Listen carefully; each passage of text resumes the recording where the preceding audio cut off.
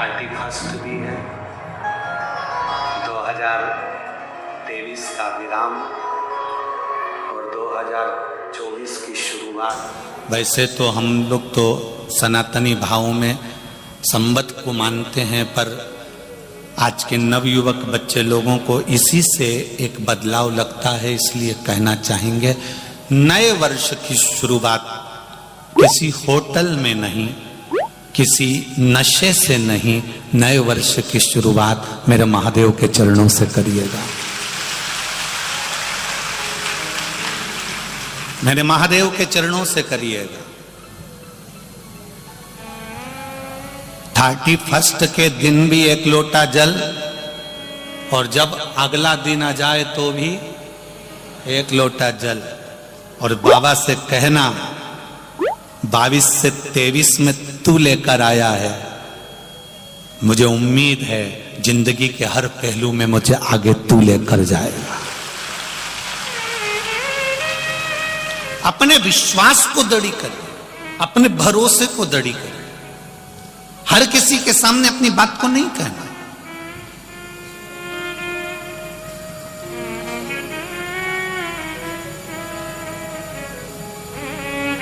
क्यों अपनी बात को हमारे किसी के सामने कहें?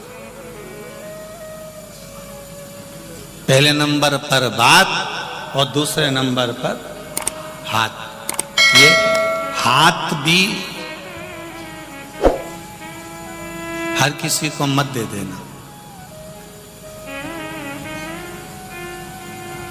मेरी बेटियों से सबसे ज्यादा निवेदन है, सबसे ज्यादा निवेदन है मेरी बेटियों से, इस हाथ को एड़े तेड़े नत्थु खेरे के हाथ में मत दे देना।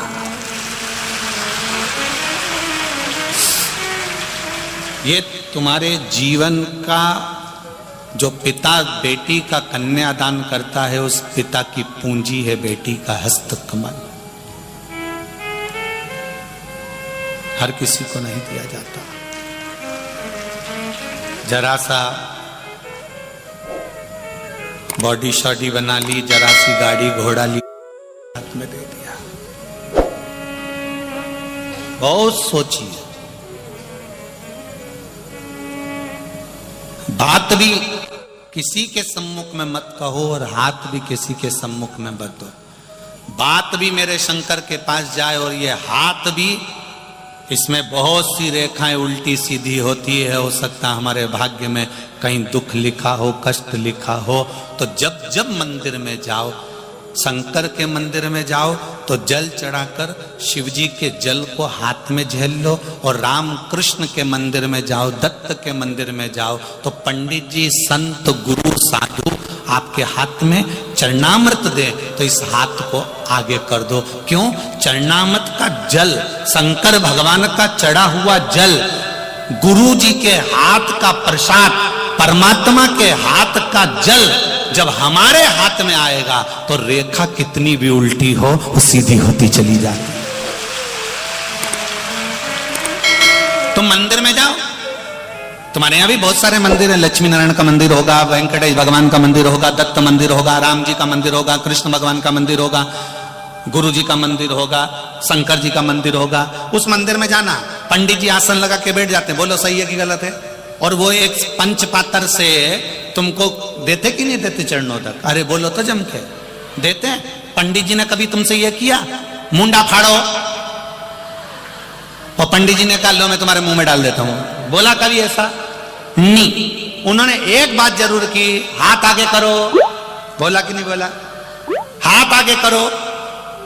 पंडित जी क्यों बोल रहे हैं कि हाथ आगे करो? पंडित जी कह रहे हैं हाथ आगे करो, और वो हाथ इसलिए आगे करो क्योंकि हाथ आगे कर कर जब तुम भगवान का चरणामृत प्रसाद इस हाथ में लेते हो तो हाथ की उल्टी रेखाएं अपने आप सीधी होना चालू हो जाती हैं। हाथ आगे करो, और वो हाथ परमात्मा की सेवा में आगे करना, परमात्मा की भक्ति में आगे करना।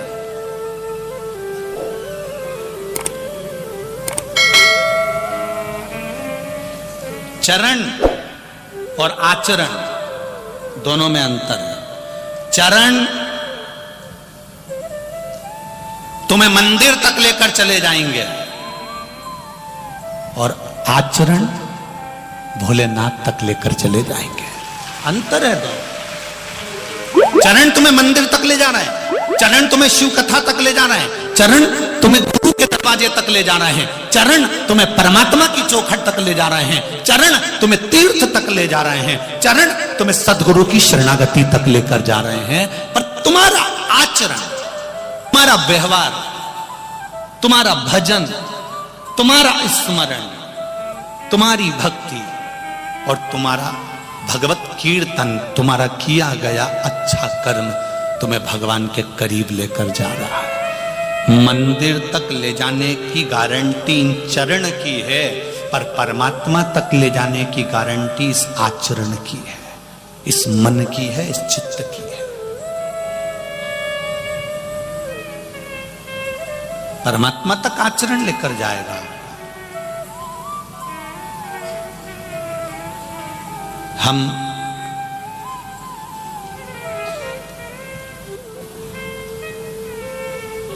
एक बात अपने जीवन में ध्यान में रखें, आप कुछ नहीं बने, कुछ नहीं। बेलपत्री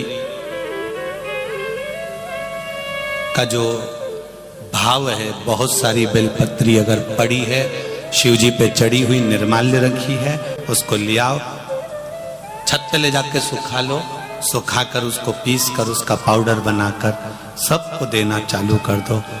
हम कहेंगे बेलपत्री जो खा रहा है, किसी को नया नया व्यक्ति खाता है तो मुंह छार छार हो जाता है, उसको स्वाद नहीं आता कई बार भोजन का। हम उनसे कहेंगे अगर ऐसे नहीं खा सकते तो उसको सुखाकर पाउडर बनाकर थोड़ी सी मात्रा में लेना प्रारंभ करो। कुंदकेश्वर महादेव के नाम से तुम्हारी शुगर की गोलियां, इंसुलिन जो आप लेते हो इंजेक्शन, धीरे धीरे इस व्यासपीठ से कहते हैं कि वो इंजेक्शन लेना बंद हो जाएगा। शिव की बेलपत्र इतना काम है।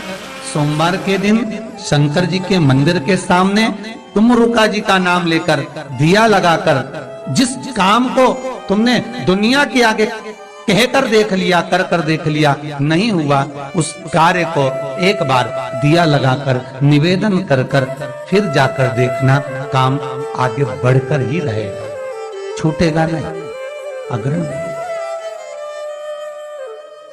कोई सहज नाम नहीं है तुमरुका जी का।